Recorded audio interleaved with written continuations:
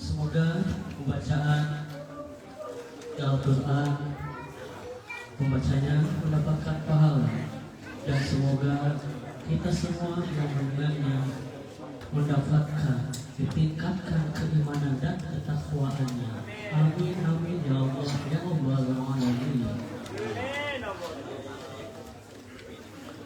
Untuk acara selanjutnya sambutan Ketua Tanfiziyah PCRN Jepang Dr. Ahmad Ghazali PhD. Kepadanya dipersilahkan.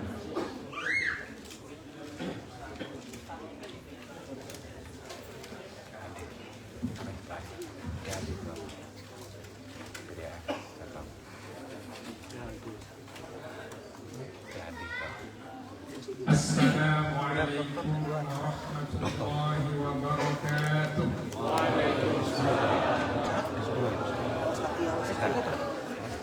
Bismillah walhamdulillah wassalatu wassalamu ala rasulillah sayyidina wa maulana Muhammadin ibn Abdullah wa ala alihi wa sahbihi wa mawalah.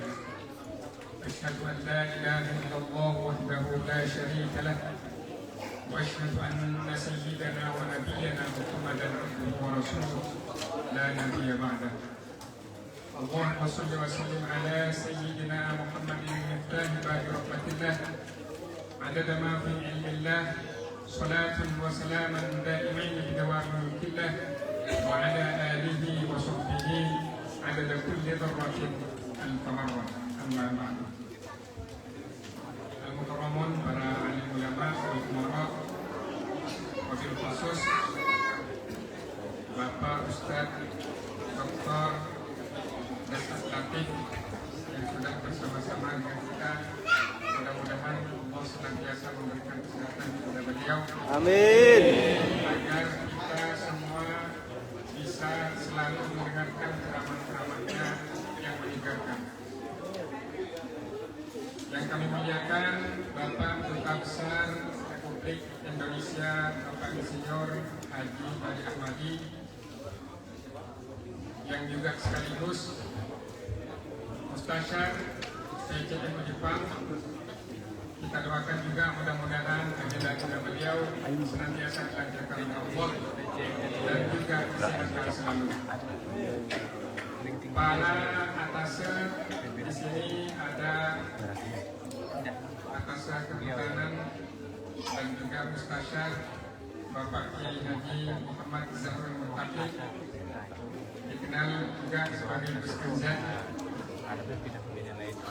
juga bertindak kadang-kadang sebagai atase kehutanan. Bapak Kiai Dadang Jailani selaku Mustasyar PCNU, Profesor Dr. Yusli Wardiatno selaku Atase Pendidikan dan Kebudayaan, Bapak Dr. Hewan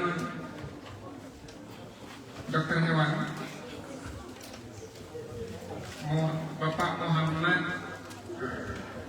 Muharram Hidayat. Kebetulan Bapak belum hafal ini. Para sesepuh sekalian, ada Ketua Ansor di sini, Bapak Alimuddin, para Ketua MWCNU, para Ketua Lembaga, para Ketua Banon yang lain, dan seluruh jamaah hadirin yang di dalam, hadirat yang di luar. Mudah-mudahan senantiasa diliputi rasa bahagia. Amin, Allahumma amin. Pertama yang saya sampaikan adalah ucapan terima kasih yang sebesar-besarnya, setinggi-tingginya kepada Bapak Ustadz Dr. Dasar Latif sudah berkenan rawuh ke Kampung Koga. Di sini bagaikan kampung Bapak Ustadz. Di sini tempat berkumpulnya orang-orang kita, orang-orang Indonesia. Ini juga merupakan salah satu pertemuan besar. Terima kasih atas rawuhnya sekali lagi. Saya juga mengucapkan terima kasih kepada Pak Dubes telah berkenan hadir di sini dan memberikan informasi-informasi penting bagi kita rakyatnya. Ucapan terima kasih juga kepada para semua yang berpartisipasi dalam suksesnya acara ini, mulai dari para sesepuh, para DKM, pengurus DKM, kemudian panitia, tak lupa yang telah beberapa hari ini menyiapkan acara ini. Terima kasih sekali lagi kami ucapkan. Jemaah sekalian yang berbahagia, sedikit yang ingin saya sampaikan bahwa perkembangan dakwah PCI Jepang atau dakwah NU di Jepang sekarang alhamdulillah sudah mencapai berbagai daerah dari ujung selatan Fukuoka sampai ke Hokkaido. Alhamdulillah sudah ada 13 NU.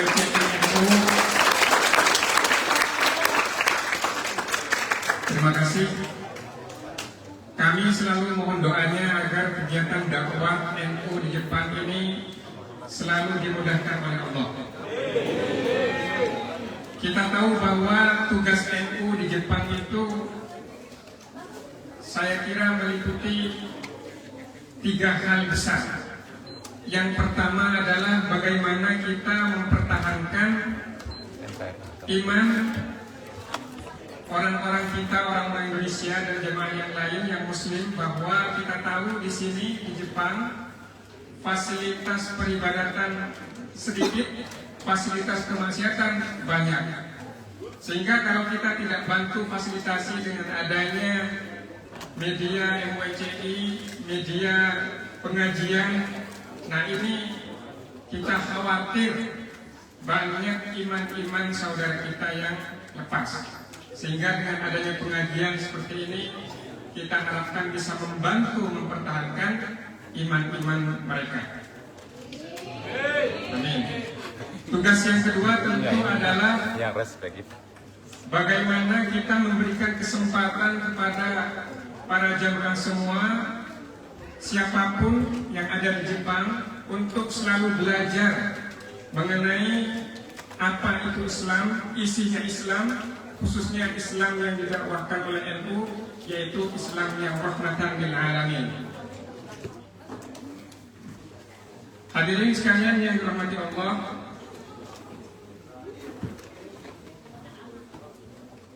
berikutnya kami mungkin menginformasikan kepada para jamaah bahwa PCI NU Jepang sekarang sudah memiliki masjid kebanggaan yang kita tempati malam hari ini, yaitu Masjid NU At-Taqwa.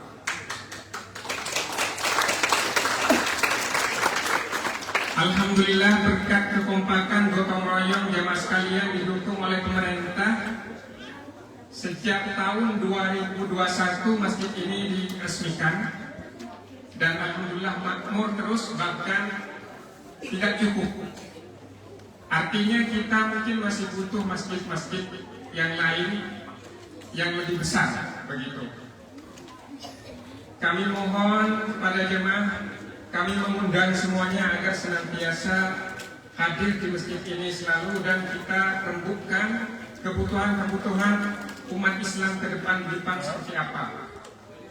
Tak lupa kami juga informasikan bahwa PCI Jepang sekarang sudah menggarap perkembangan pesantren.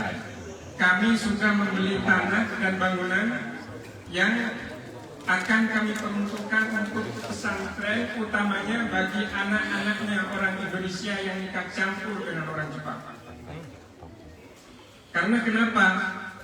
Kalau kita yang mungkin tidak akan tinggal lama di Jepang, kita bisa pulang dan kita masih banyak channel-channel yang bisa kita jadikan tempat untuk menuntut ilmu. Tetapi bagi anaknya, saudara-saudara kita yang sudah menikah dengan orang Jepang, punya anak, dan ini perlu kita adakan tempat untuk menuntut ilmu agama. Jadi kami sekali lagi memohon doa dari panjenengan semua agar program pengembangan pesantren yang saat ini sedang renovasi bisa berjalan dengan lancar. Amin.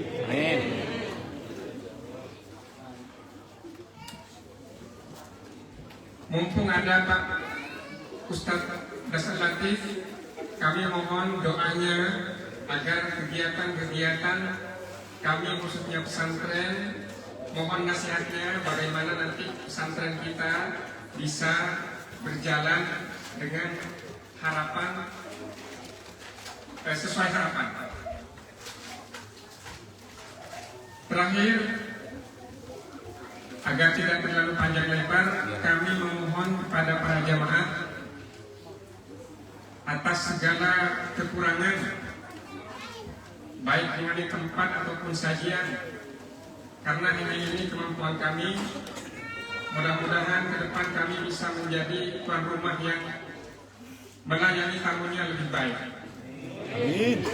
Dan mohon para jamaah mendengarkan dengan seksama pengajian yang akan disampaikan oleh guru kita nanti, dan juga sambutan setelah ini dari Pak Dubes.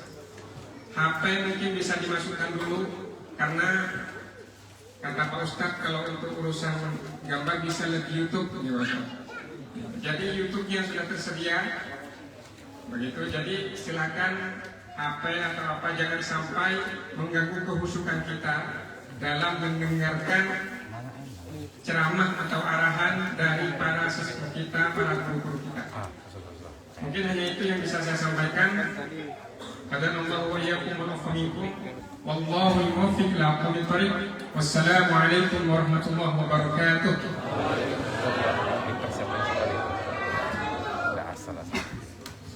Kami aturkan terima kasih kepada Dr. Ahmad Ghazali selaku Ketua PGRI Jepang. Semoga dengan pemaparan beliau kita semua mengembalikan spirit yang lama demi masa depan Muslim di negeri Sakura sesuai lambang NU. Amin. Ya Rabbal Alamin.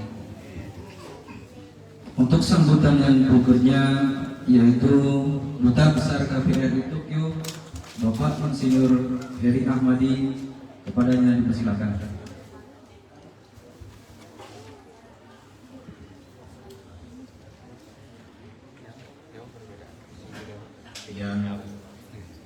Yang kita hormati dan banggakan Almarhum Ustadz Dasar Latif serta rombongan yang datang jauh dari Indonesia untuk acara-acara yang kita laksanakan dalam peringatan Maulid Nabi Muhammad dan juga Hari Santri Dunia.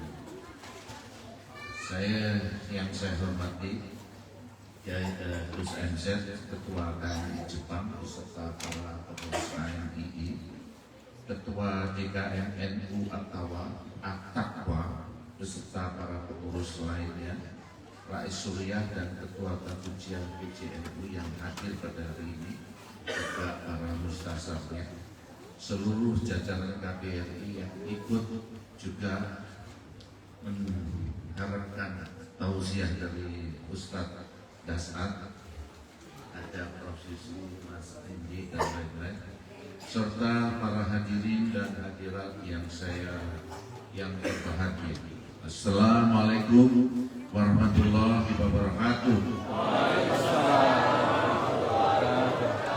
Alhamdulillah, puji syukur kita panjatkan kehadiran Allah SWT yang atas perkenannya pada malam yang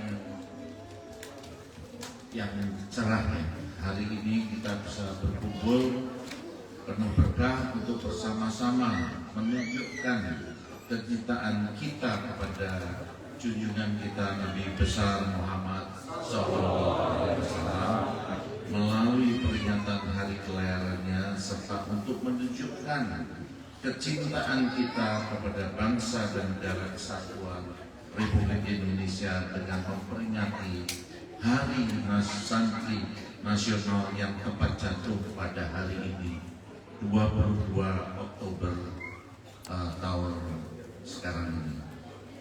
Tak lupa sholawat serta salam semoga senantiasa tercurahkan pada junjungan kita Nabi Muhammad SAW.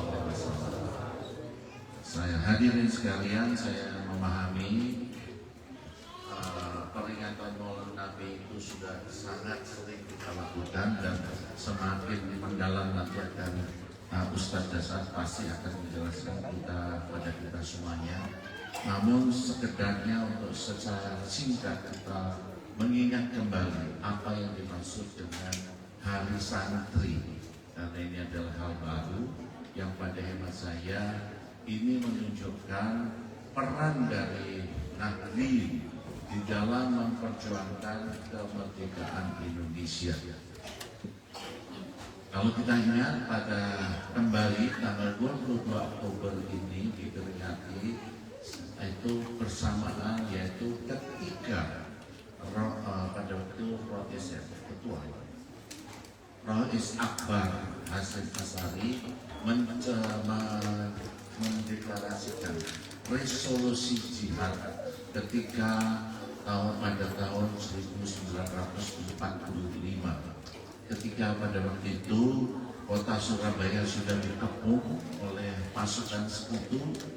Tentara-tentara Belanda juga ikut membonceng tentara sekutu, dan peperangan terjadi di mana-mana, pemboman dan lain-lain dilakukan.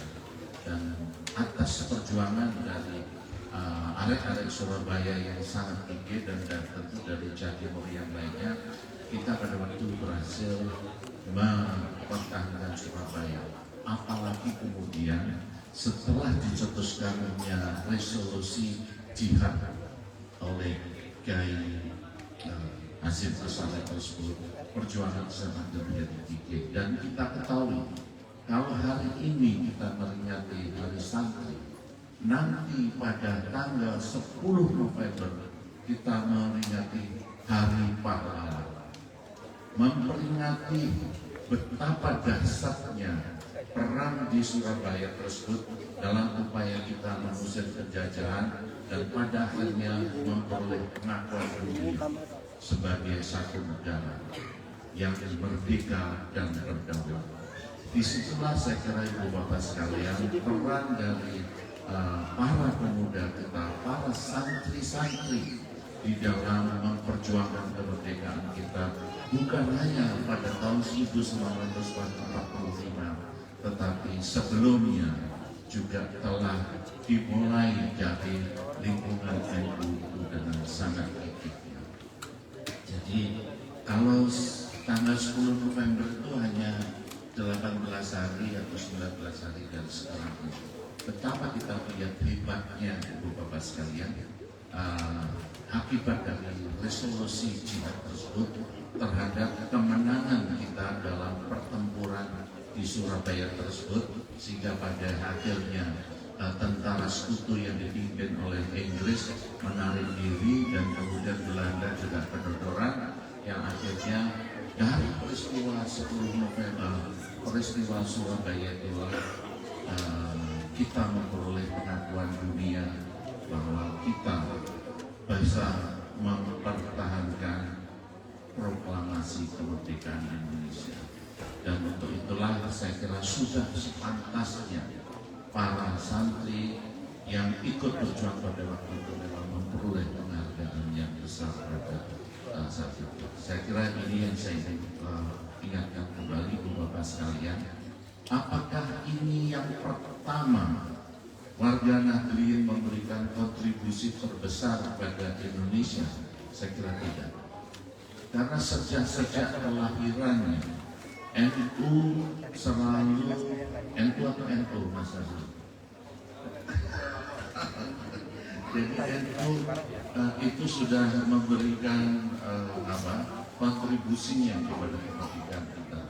Kita tidak bisa, kalau ini joknya guyonannya Gus Sahrul, kita tidak bisa membayangkan Bung Karno tanpa NU.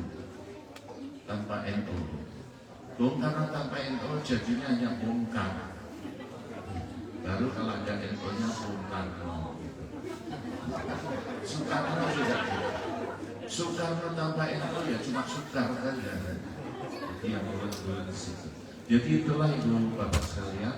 Nah, yang lebih penting pada iman saya adalah kelahiran dari Mars NU yang disebut Yellow Atlantic. Kalau selama sampai sekarang ini seorang masih meributkan tentang keislaman dan keindonesiaan, sebenarnya sejak dulu di NU masalah itu sudah selesai. Karena dengan menyatakan diri bahwa kecintaanku kepada tanah air, kecintaanku pada Indonesia itu adalah bagian dari iman itu sendiri, maka keislaman dan keindonesiaan itu telah menjadi satu bagian yang indah. Dan itulah Bapak sekalian, sesungguhnya kalau kita lihat semangat kebangsaan yang ditubuh lagu itu kalau tidak salah diciptakan oleh Kiai Wahab Hasbullah pada tahun 1930 ya. 1938, dan itu menggema jauh sebelum kemerdekaan Indonesia. Indonesiaku dan keislamanku adalah satu. Itu adalah yang saya kira sangat penting bagi kita semuanya sekarang ini untuk menjaga, tadi disampaikan oleh Pak Ketua, menjaga keindonesiaan kita ini sebagai warga bangsa dan kita menjadi bagian, sekalipun di luar negeri tetap menjadi bagian dari suatu bangsa Indonesia yang kita bangun bersama dan kita juga pelihara bersama. Sekali lagi pada kesempatan ini saya ingin mengucapkan terima kasih kepada Ibu Bapak yang tadi Pak Ketua Mas Ghazali sudah menyampaikan ada yang mengayuh sepeda sampai 3 jam untuk sampai ke tapi masih kalah jauh dengan Ustadz Najib yang naik aja 7 jam. Kemudian naik mobilnya dari Tokyo ke sini sudah belajar. Tapi ini artinya apa Ibu Bapak sekalian? Pertemuan ini mari kita usahakan. Pertemuan ini kita lakukan dengan pengorbanan yang cukup besar. Naik sepeda, perjalanan jauh, maka oleh karena itu mari kita manfaatkan sebaik-baiknya acara malam hari ini untuk nafsu kafruh, untuk belajar kepada guru kita bersama Kiai Nazar. Kurang lebihnya saya mohon maaf. Wassalamualaikum warahmatullahi wabarakatuh. Waalaikumsalam.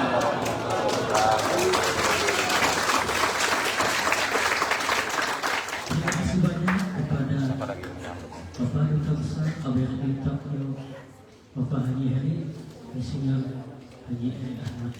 Semoga dengan pemaparan beliau tadi menjadikan kita menjadi ruhul watonnya wabada sesuai hadratus syekh Haji Asari ruhul waton bina dan amin amin ya rabbal alamin. Untuk acara selanjutnya yaitu yang kita nantikan yaitu Mau'izatul Hasanah sekaligus doa penutup dengan tema memperingati Maulid Nabi Muhammad sallallahu alaihi wasallam dan Hari Santri Nasional yang akan disampaikan oleh Ustadz Haji Dasat Latif S. Sos MSI PhD. Kepadanya dipersilakan. Semangat Nabi Muhammad.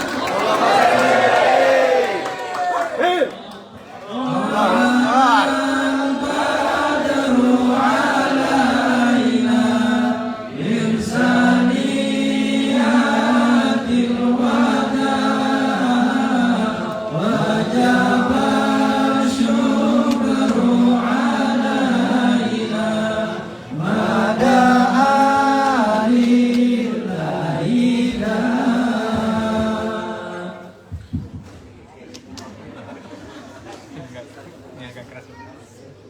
Assalamualaikum warahmatullahi wabarakatuh.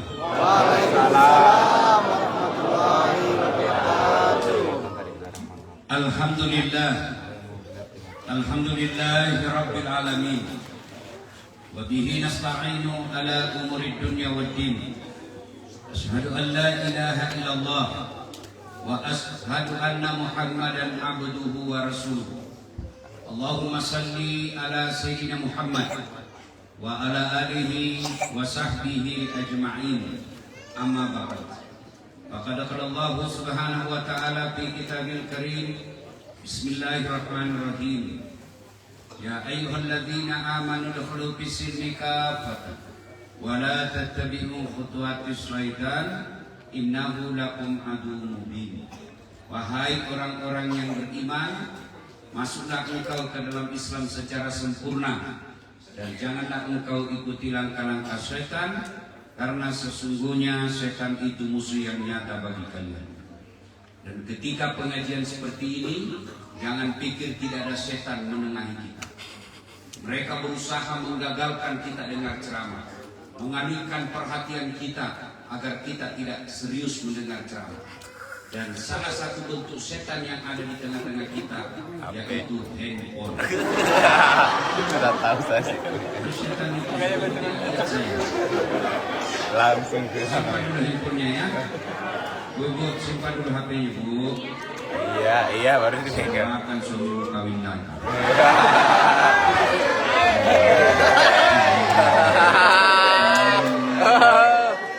Kenapa gue teriak? Capek kok sudah dengan istri. Simpan dulu ya, adik-adik remaja yang belum punya jodoh, simpan. Mudah-mudahan enteng jodoh. Kalau kau tidak simpan, saya doakan kau susah jodohmu. Coba dicoba, woi. Simpan. Jangan rekam. Saya tidak larang rekam. Nanti kau siaran langsung, kau tidak edit, bahaya. Nanti ada apa-apa. Saya kasih contoh ya, pasti masih ingat. Ustadz Abdul Somad guru kita ditanya, Ustadz, bagaimana hukumnya main catur? Beliau kan jawab, haram apabila azan berkumandang kamu masih main catur. Tapi kan diedit, hilang azannya. Maka kan ada haram. Marah seluruh pemain catur. Saya ditanya, Ustadz Dasar, bagaimana hukumnya main catur? Saya bilang juga haram. Kenapa? Karena kau bunuh Perdana Menteri sama Presiden. Ya, simpan. Usah kuliah kok. Masih betul ya. Jadi masalah lagi viral kan? Ya simpan dulu deh ya, simpan dulu ya. Kalau kau mau rekam tunggu hasilnya ini. Ya. Di mana? Di YouTube. Iya. Jangan lupa like and share. Kalau ada iklan, jangan kau skip. Nonton dah 1, 2. Ya, supaya apa? Kau dapat ilmunya, saya dapat fulusnya.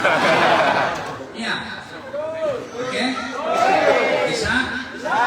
Sebelum saya lanjut, saya kasihan sama ini orang dua berdiri.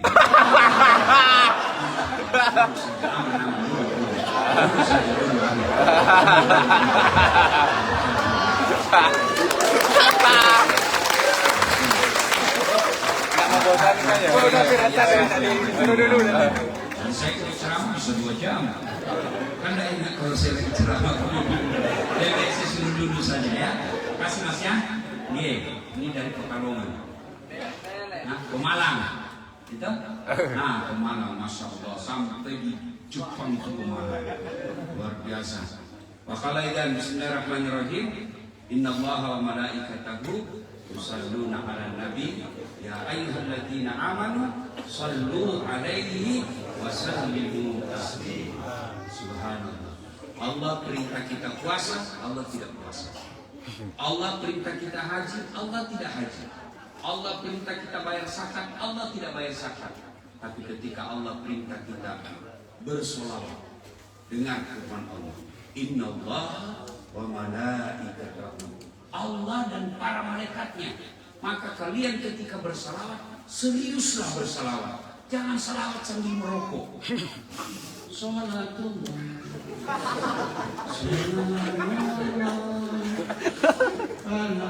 Itu tidak salah, tapi tidak beradab. Ya, kau aja bicara depannya kedubes merokok.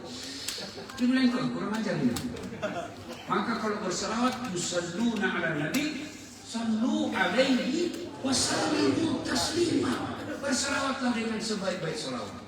Bayangkan seolah-olah ada nabi di depan kita, kita jabat tangannya. Ulama saja kita jabat tangan. Itu, ini nabi, kita sebut namanya, sebut dengan semulia-mulianya. Sallallahu ala Muhammad, sallallahu alaihi wasallam.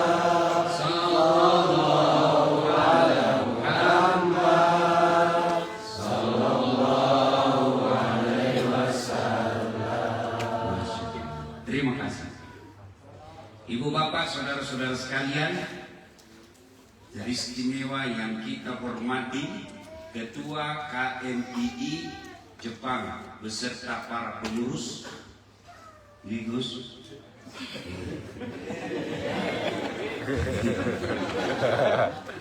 Ketua DKM NU At-Taqwa beserta para pengurus,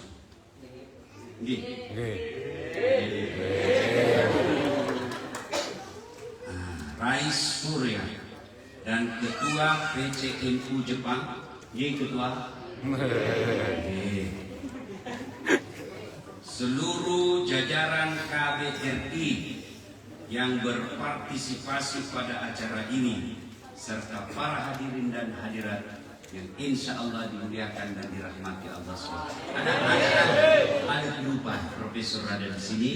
Mohon maaf saya tidak sebut namanya Pak, saya takut salah. Tapi dimuliakan dan dirahmati Allah SWT. Matur nuwun. Punten. Ibu bapak mau ke sini untuk apa? Bukan di sini maksud saya. Pakayo. Mau apa? Mau ngaji? Mau ketemu dasar santri? Kecewa, jelek, pendek, hitam, pesek. Apa kelebihannya? Tak.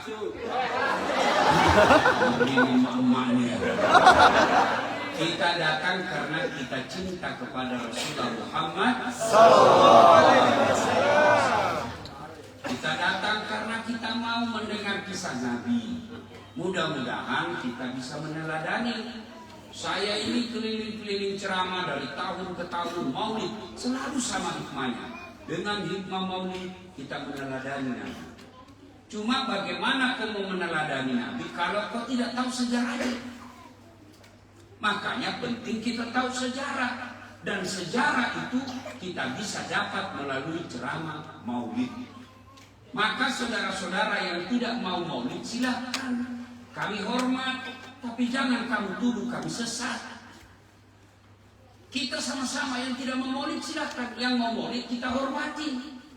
Baru belajar agama 2 bulan, maulid tidak. Tidak ada pada zaman Nabi. Mereka yang ikut mau berbuat sesat, pelan-pelan juga. Kalau tidak ada pada zaman Nabi, ya sudah, kau jangan pergi kerja jangan pakai mobil. Kenapa? Nabi tidak pernah pakai mobil. Kau pergi ke tanah suci, jangan pakai pesawat. Kenapa? Nabi tidak pernah umroh pakai pesawat. Kau pakailah itu ontak. Dari Jepang ke ontak, naik ontak 17 tahun tidak sampai. Maka mari saling menghormati.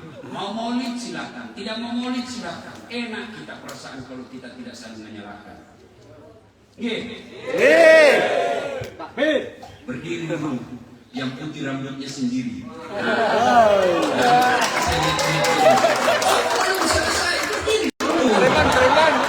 Saya tanya sampean. Berapa anaknya Nabi? Banyak.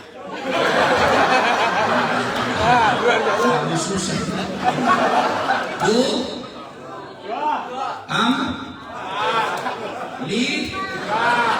Oke. G, terima kasih. Mana lagi? Ini. Ini. Siapa nama anak pertamanya Nabi? Siapa? Fatimah As-Sahra. G, duduk. 2 kasus salah. Lihat tak? Anaknya Nabi siapa? Yang pertama Qasim. Berapa anaknya Nabi? 7. Baru kau tahu tak? Ini hikmahnya maulid.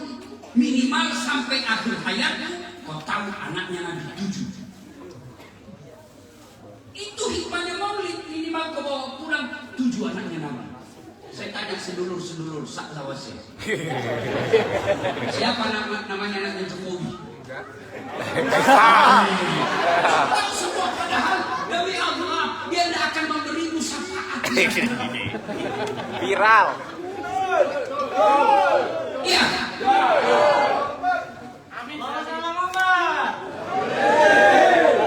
Makanya penting kita peringati ini supaya kita tahu.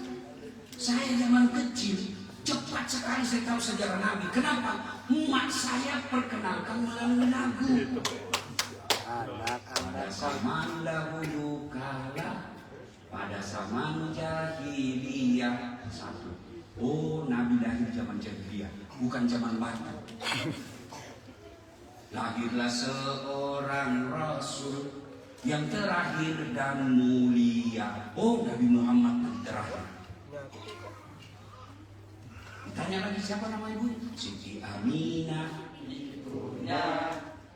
Bapaknya Abdullah. Ayahnya di mana tinggal? Madinah tempat tinggalnya. Coba tahu bapaknya, tahu ibunya di mana tinggal Madinah. Setelah dewasa diangkat menjadi rasul. Dewasa baru diangkat rasul, bukan 25 tahun. 25 tahun itu menjadi suami, menunjukkan pesan moralnya. Memimpin satu keluarga 25 tahun sudah boleh. Tapi kenapa Allah melantiknya menjadi rasul 40 tahun? Ada pesan moral. Di bawah 40 tahun belum bisa kau mimpin.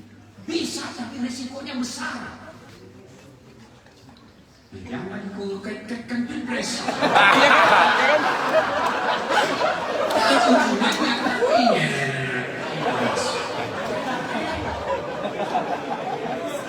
Mengerti? Ya. G.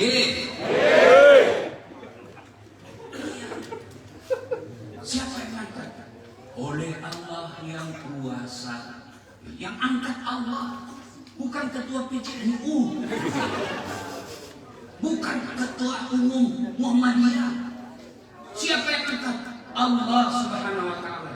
Siapa itu Allah? Pencipta alam semesta. Itu lagu zaman dulu tapi luar biasa. Iya toh? Itu dulu. Lagunya ibu-ibu dulu.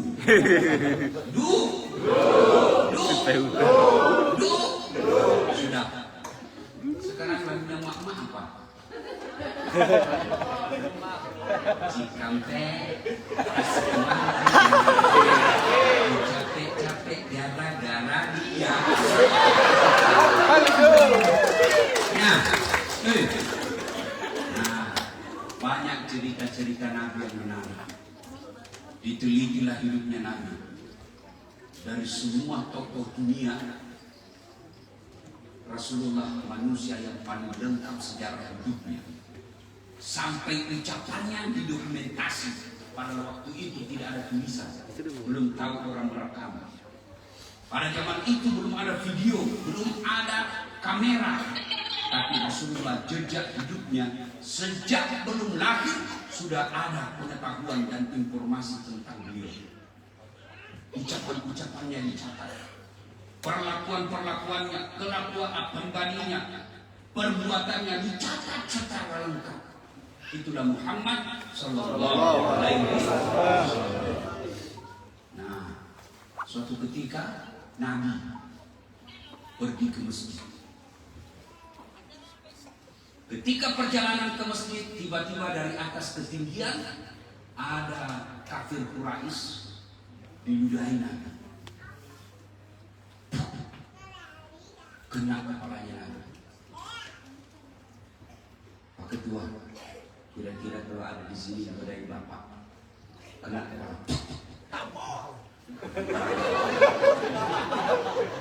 Bagaimana reaksi Nabi? Nabi senyum. Lalu berkata, kalau bahasa Makassar, salah tempat. Kepala aku dikena. Nabi tidak apa-apa. Besok lewat lagi, diludahi lagi. Nabi, don't worry, be happy. Tapi tidak ada dalam kitab itu. Ini bahasa dasar Latin. Kau cari mana don't worry. Ya, hari ketiga begitu lagi. Hari keempat Nabi lewat. Mana langganan ini? Biasanya saya lewat ada di sini. Selesai Nabi sholat, tanya sahabat, saudara-saudara ada tahu si Fulan? Ya Rasul, ya, sakit dia. Oh ya, di mana? Tunjukkan. Pulang, bungkus kurma, roti, ada bawa. Yang muda ini, betul. Siapa? Muhammad siapa? Langganan ente. Mati sudah saya ini. Mau balas sudah Muhammad, mati sudah saya. Hancur saya ini. Dibuka. Saya tadi kata Nabi lewat di tempat biasa. Rindu juga saya sama-mu. Biasa di tempat itu saya rindu juga saya sama-mu. Oh, saya dengar kau sakit rupanya. Ini ada kurma dan roti, silakan dicicipi, moga kau cepat sembuh. Allah, ada enggak warga ini bisa sedikit?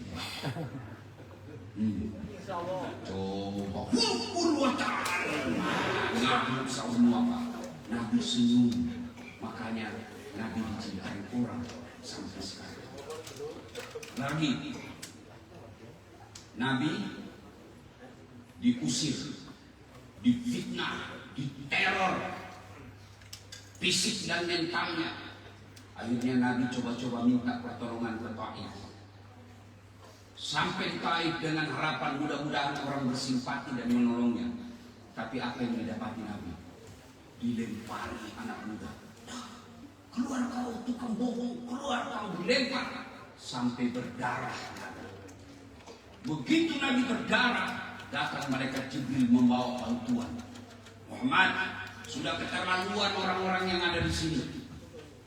Saya diperintah Allah, kau berdoa saja, saya hancurkan semua masyarakat Taif ini. Kau berdoa saja. Kira-kira kalau Bapak lagi diteror, tiba-tiba datang tentara. Bagaimana dasar? Ini ada satu peleton. Hancurkan, ratakan semua, kurang ajar. Tapi Nabi tidak. Beliau malah berkata, ya Jibril, kalau betul Allah ini mendengar doaku, saya berdoa kepada Allah, jangan kau hancurkan mereka. Berikan mereka hidayah. Dia memperlakukanku seperti itu karena dia tidak tahu apa yang kubawa. Kalau mereka tidak beriman kepadaku, paling tidak anak dan cucunya nanti yang akan beriman kepadaku. Dan terbukti sampai detik ini tidak satupun orang di Taif yang tidak beriman kepada Rasulullah Muhammad sallallahu alaihi wasallam. Akhlak Rasulullah luar biasa. Di Madinah ada pasar. Di sudut pasar ada tunanetra Yahudi. Berarti waktu itu di Madinah dia Yahudi ini minoritas. Penduduk paling kecil jumlahnya di Madinah. Apa kerjanya tunanetra? Berteriak-teriak di sudut pasar. Jangan kau dengar Muhammad, jangan percaya Muhammad, tukang sihir, tukang tipu, hati-hati, jangan percaya Muhammad tukang sihir, Muhammad tukang bohong, Muhammad penipu. Hari-hari begitu. Meninggal Rasulullah. Datanglah Abu Bakar bertanya kepada istri Rasulullah, Aisyah yang tak lain adalah putri beliau. Aisyah, perbuatan Nabi yang belum aku lakukan. Kata Aisyah, alhamdulillah bapak sudah lakukan semua. Ada satu yang belum. Bakar kaget, apa gerangan? Di sudut pasar ada orang Yahudi yang selalu berteriak-teriak di situ. Itu Nabi tiap hari memberikan makan kepada dia. Datanglah Abu Bakar, dia lagi teriak-teriak ini itu nekra Yahudi. Jangan percaya, Muhammad bukan tipu, Muhammad pembohong. Lalu disuapi oleh Abu Bakar. Begitu disuapi oleh Abu Bakar, ditepis tangannya. Pak, siapa kamu? Kamu bukan yang kemarin selalu menyuapiku selama ini. Siapa kamu? Yang kemarin-kemarin caranya bagus, halus, dia pisahkan mana yang kasar, mana yang lembut. Dia pisahkan mana yang kasar, mana yang baik. Dia suap saya dengan baik. Pasti bukan kamu yang kemarin. Siapa kamu?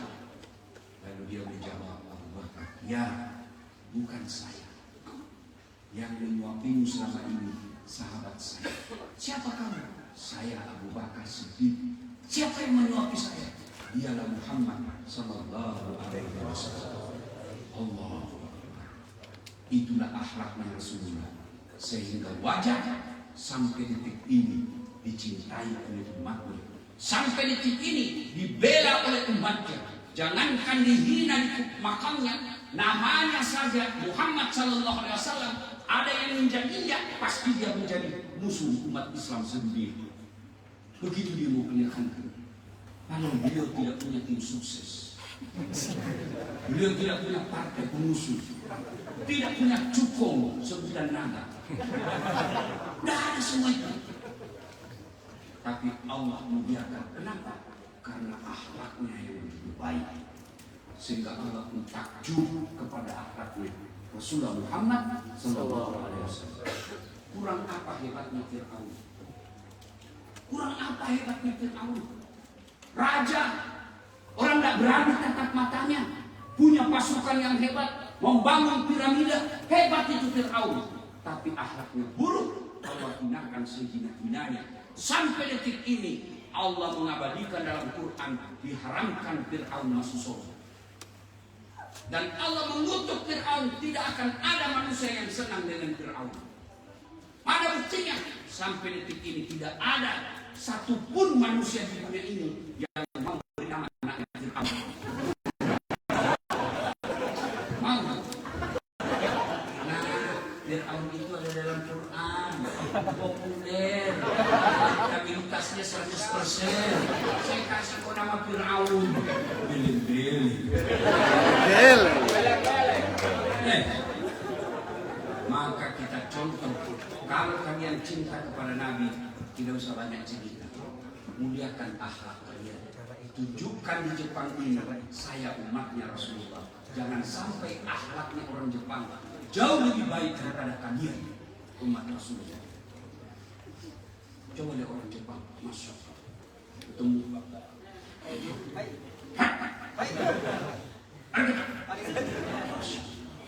tidak ada sampah berkeliaran. Saya memiliki yang luar biasa. Kita di Indonesia 88% umat Islam tiap tahun peringatan maulid, bukan cuma satu kali. Maulid di masjidnya, maulid di kompleksnya, maulid arisannya 4 kali 1 bulan dengan maulid. Akhlaknya kurang ajar. Berbeda pilihan partai berbunyi, berbeda pilihan calon presiden saling menyerang. Saudara-saudara sekalian, jangan berperang, jangan bertengkar, jangan berpecah belah di sini hanya karena kamu berbeda pilihan. Apa yang kamu mau? Coba itu politisi. Kau masih ingat 2019? Masih? Siapa yang lawan Pak Jokowi? Prabowo. Prabowo. Setelah pelantikan, teman lagi dia, wah, satu paket. Kamu masih baku musuh teman sesamamu.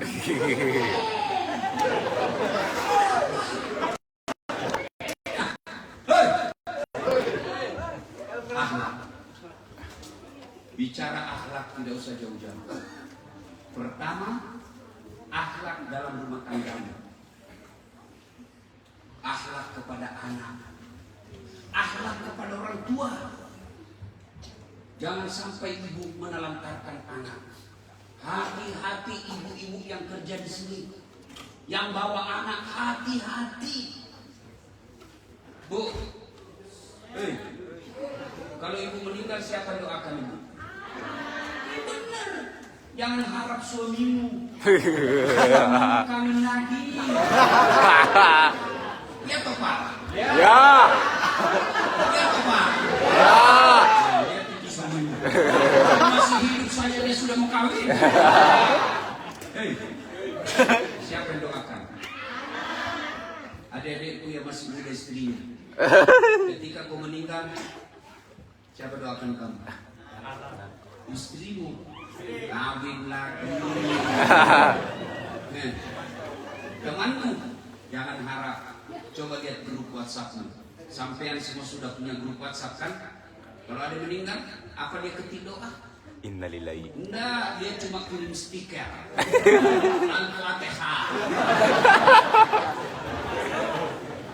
Siapa doakan? Saya yakin anak-anak sedulur sekalian tidak akan ada yang mati kelaparan. Saya yakin tidak akan mati kemiskinan anakmu karena kau jatah cari nafkah untuk baik kehidupan ekonomi. Yang perlu cemaskan akhlaknya anakmu, akidahnya anakmu.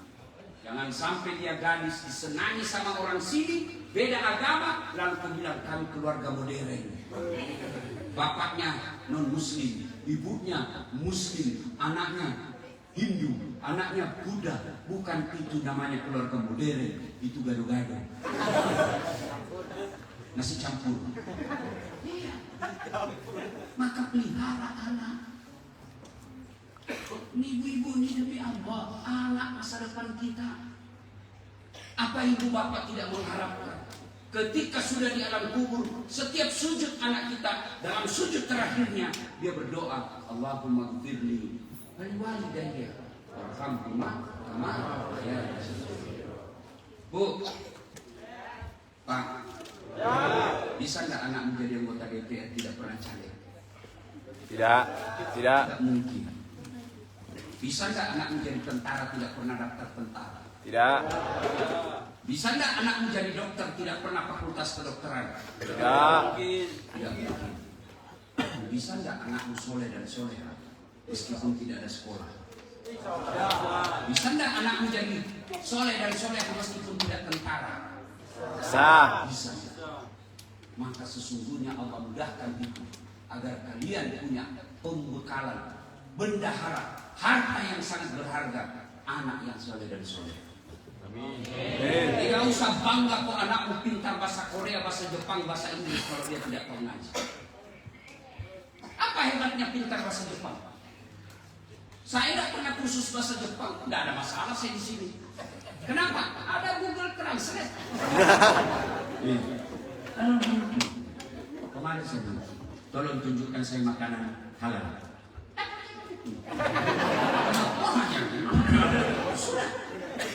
Aman kok. Begitu saya coba lagi kali Google Translate, saya tidak takut sama istri saya. Terus saya bilang, kamu pembohong.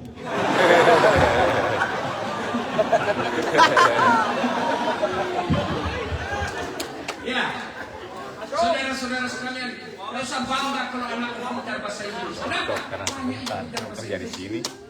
Apa betul banyak? Oh my God. Serius Pak, anak-anak di Inggris Pak, Masya Allah, lancar betul bahasa Inggris Pak. Bu, kalau sampai meninggal, anakmu berdoa pakai bahasa Jepang, anakmu berdoa pakai bahasa Inggris. Oh my God. Pasti bahasa Jawa. Ya. Maka, Bu, didik anak dengan sehat. Pak, kalau anakmu ada di sini, awasi dia. Jangan sampai dia laki-laki, tapi nafsunya sama laki-laki. Tahu sih. Banyak. Saya kesini, bu, cantik-cantik itu cowoknya orang sini, Pak. Hati-hati, itu yang paling parah. maka lindungi anak-anak kalian. Demi Allah, dunia ini sementara. Wa mal hayatud dunya illa mata'ul ghurur. Dunia ini sementara, dunia tipu daya. Jangan sampai kalian sudah bermewah-mewah dunia. Betul Allah kasih kau rezeki, di kampungmu bagus rumahmu, di kampungmu mobilmu bagus, isi rumahmu mewah, tapi anakmu tidak ada yang beres. Sudah balik tidak pakai jilbab, laki-laki dia bonceng ceweknya tidak mandi. Dan ada gunanya semua duniamu. Kecil ini dunia di sisi Allah kalau kamu baik agama. Maka ibu-ibu didik anak. Ya, apa boleh buat? Kita jauh, Ustaz. Anak kita di kampung, titipkan ke pesantren. Kalau ibu sudah kesini, titip di pesantren. Biar ustaz-ustazanya yang didik mereka. Ya, itu akhlak kepada anak. Saya heran kalau ada ibu-ibu tidak perhatikan anaknya. Kenapa betapa sulitnya itu ibu-ibu dibanding bapak? Kalau ibu-ibu melahirkan, ada yang senyum. Ada ibu-ibu senyum melahirkan. Keluar kok nak. Ayo nak. Ibu sudah lama menunggu nih. Suami stres. Tapi masih sempat merokok.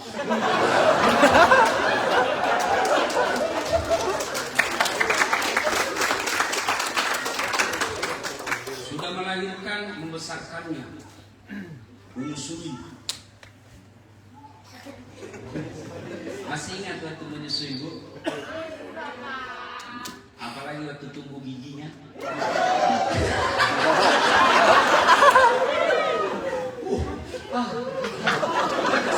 Kenapa sih, Bu? Aduh, Pak. Ada ketinggalan. Dah, ujung anak lepas dah. Aduh. Siang anaknya.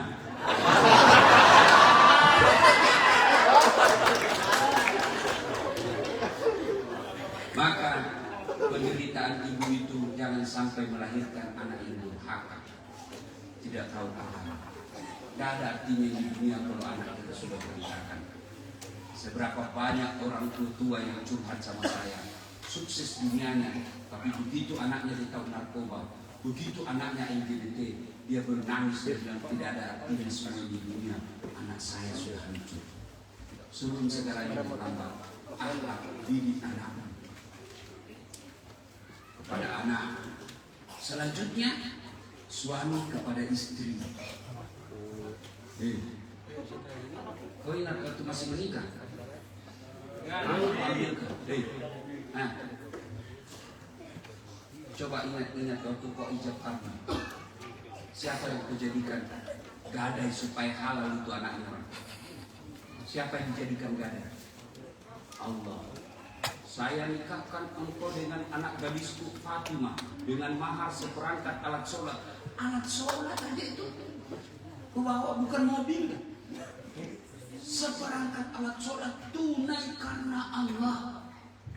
Kau ambil anaknya orang, lengkap giginya, bagus telinganya, nggak perlu lagi kau ajari halal haram. Dia sudah tahu siapa yang didik anaknya.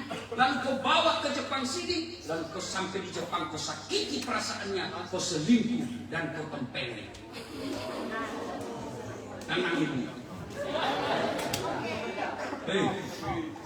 Bagaimana rezekimu mau mudah kalau kau tidak menghargai istrimu yang selalu berdoa di rumah? Kalau mau baik rezekimu, saudaraku, muliakan istrimu. Jangan pernah kau hianati.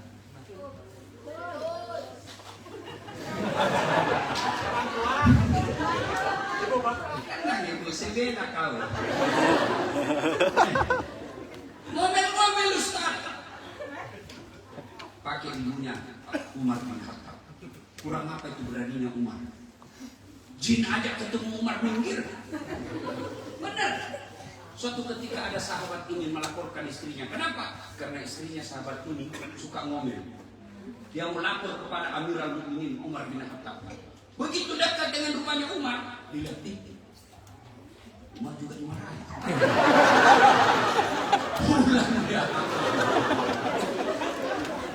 Kira-kira begini, sampai sedulur-sedulur sekalian mau pergi melapor ke ketua PCNU sini. Pak Ketua, begitu dekat rumah Pak Ketua, waduh, Pak Ketua juga dimarahi pulang.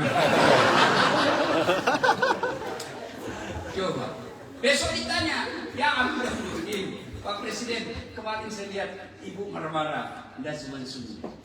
Dengar jawaban Umar. Begitulah cara saya berterima kasih kepada istriku yang telah hamil, melahirkan, dan menyusui anak saya. Karena 3 persoalan ini bukan hal gampang.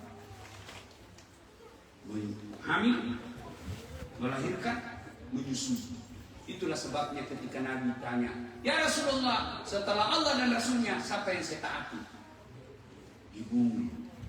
Setelah itu siapa? Ibu. Setelah itu siapa?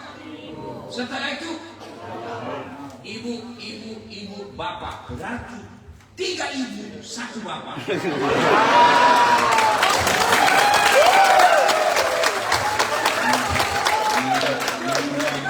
Marga yang untung kita cerita poligami. Berani. Berani. Dia bilang istri, coba. Canda.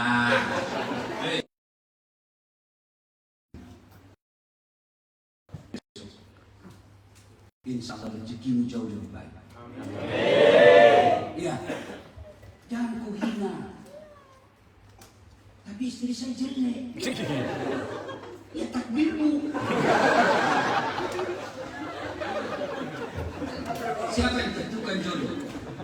Allah. Kita yakin Allah memberikan yang terbaik dalam hidup kita. Maka diberikanlah istrimu itu yang jelek.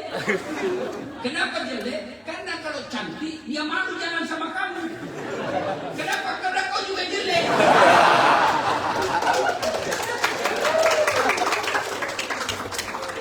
Ini juga.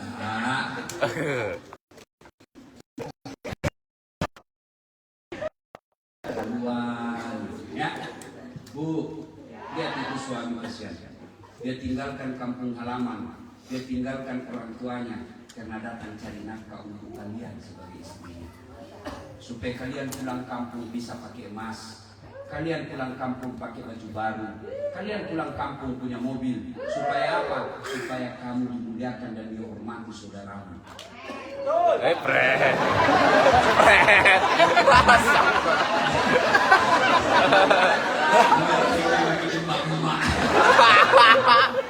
Inilah makhluk terkuat. Iya. Pret. Dibela-bela pret. Jadi komplain. Jadi komplain dia fitnah, dia gosipin. Lewat tiba-tiba dia itu juga bajunya ini.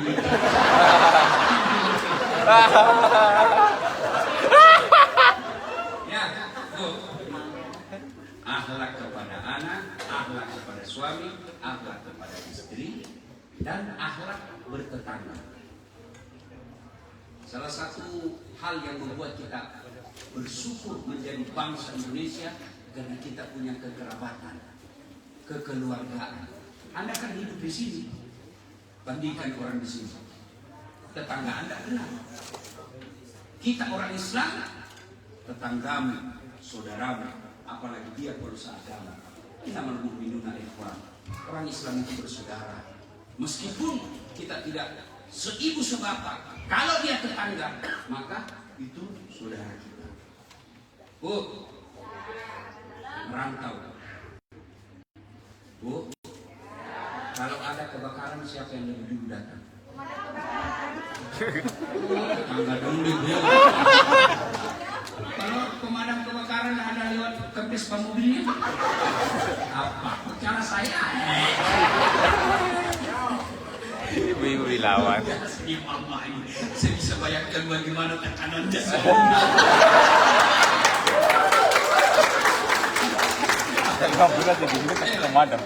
Saudara-saudara sekalian, kalau anakmu sakit, saudaramu ada di pulau lain, siapa yang utama memberi kabar? Tetangga. Maka hormati tetangga. Begitu Islam mewajibkan kita memuliakan tetangga, sampai perkara tumbuhannya pun diurus.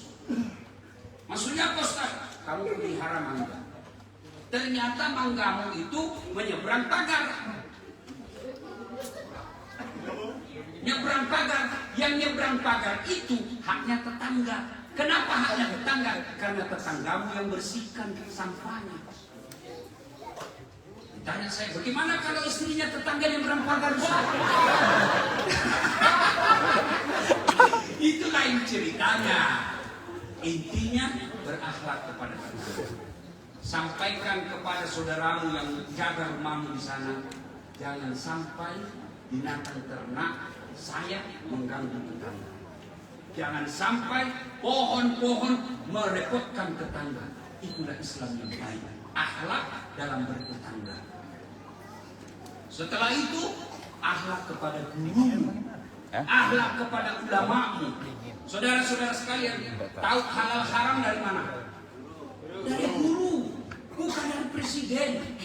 Akhlak bertetangga tahu dari mana? Dari ulama kita. Maka muliakan ulamamu. Bukan lihat dasarnya, tapi ilmunya. Kalian kalau mengundang artis, Masya Allah, sangat dimuliakan. Jemput, kasih bisnis kelas. Ya datang, kelihatan dadanya, kelihatan pahanya. Udah bawa alamat palsu.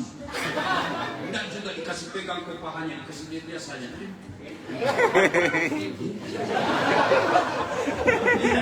Dikasih pegang kau, dikasih dia saja.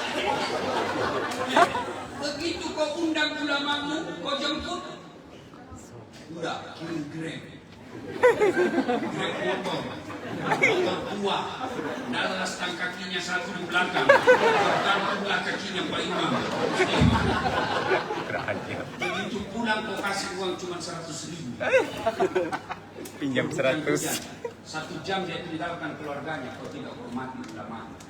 Tidak mungkin agama lain menghormati ulama. Siapa? Ulama kalian. Itulah saya senangnya sama kaum Nahdien, sangat memuliakan ulama.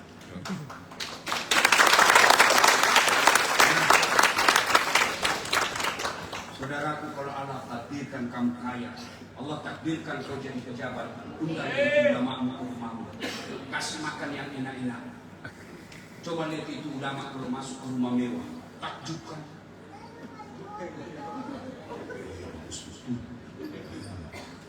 Iya tuh, yang mana kau bawa?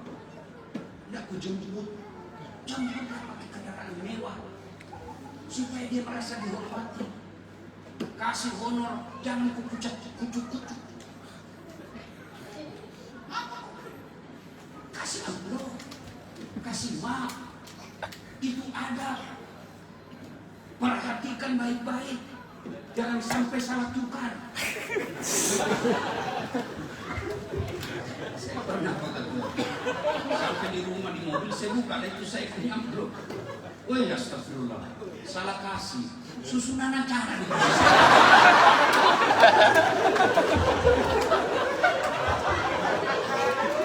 ya, muliakan ulama. Ya. Nah, sudah itu kepada teman kantor, muliakan. Dia suka fitnah saya, alhamdulillah. Yang penting dia bahagia. Kok alhamdulillah? Karena dosa diambil nanti dia. Amalnya kau ambil. Maka kalau dia cerita kamu, difitnah kamu di grup WhatsApp, jangan balas. Karena kalau kau balas, sama derajatmu di sisi Allah. Ya, sudah itu, maka berikutnya adalah kalau kalian cinta kepada Rasulullah, amalkan sunnah-sunnahnya. Amalkan sunnahnya. Mulai yang gampang-gampang. Yang gampang-gampang, paling gampang. 1, selalu ada wudu. Saudaraku kemana-mana kau wudu. Mau pergi kerja wudu dulu. Mau tidur pun Nabi wudu. Orang yang selalu ada wudunya, insya Allah dicintai oleh Allah. Inna Allah yuhibbut tawwabina wa yuhibbul, dicintai Allah. Kalau kalian mau dicintai Allah, biasakan wudhu.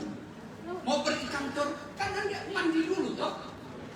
Setelah mandi, wudhu lah. Sudah wudhu, batal, ya batal. Tapi cuma sedikit keluar Ustaz. Tetap batal. Wudhu lagi.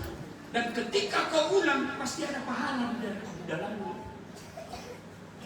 Yang kedua, orang yang selalu ada wudhunya terhindar dari dosa. Kok bisa? Coba kalau kau jabat tangan ada wudhunya. Kan tidak mau toh? Jangan. Ada wudhuku. Saya dulu waktu sekolah kalau ada wudhu, saya naik mobil angkot, saya tidak mau duduk dekat sama cewek. Kenapa? Itu rusak wudhuku. Tapi begitu ada wudhu, tidak ada wudhu, wah saya lekat. Cewek belum derem, saya nyosor duluan. Ya. Dua, biasakan sholat duha. Kalian datang ke sini ngejar duit, tapi tidak mungkin Allah kasih kalau jauh duit Allah. Maka sholat duha, Allah kasih fasilitas kita sholat duha. Minta. Tidak ada waktu Ustaz. Libur. Sabtu Ahad kamu libur, sholat duha. Sebelum keluar jogging, sholat duha. 2 rakaat sampai 8. Saya tidak tahu niatnya. Niat tidak harus diucapkan. Niat sudah ada dalam hati, itulah niat. Anda wudhu, ada dalam hati, saya mau sholat duha. Itu niat. Bapak-bapak lagi duduk, tiba-tiba berdiri, saya mau wudhu, saya mau sholat duha. Itu niat, tidak harus dilafazkan. Sholat sunat al-duha, kata ini lillahi ta'ala. Tidak tahu hafal itu Ustaz. Bahasa Indonesia. Saya niat sholat duha 2 rakaat lillahi ta'ala. Allahu Akbar. Itu pun kau tidak tahu. Kau menghadap kiblat saja berdiri. Tuhan sholat duha. Allah.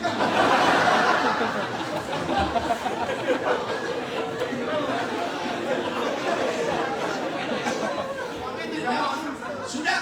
Sujud terakhir kau sampaikan kepada Allah. Ya Allah, capek sudah saya kerja di sini ya Allah. Mudahkan rezekiku supaya sudah modal bisa balik kampung buka usaha kecil-kecil. Amin. Saya dengan orang tua saya sudah sakit. Ya Allah murahkan rezeki. Amin. Sudah itu 2 rakaat masih ada waktu pulang lagi. Tuhan masih seperti yang tadi. Daripada kau usaha-usaha indah kau hafal, tak sholatlah kau.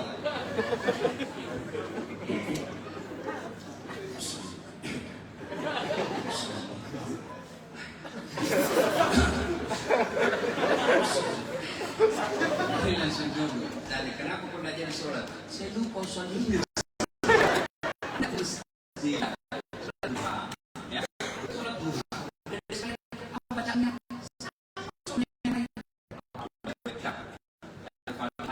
Sudah itu surah pendek minimal 1 ayat.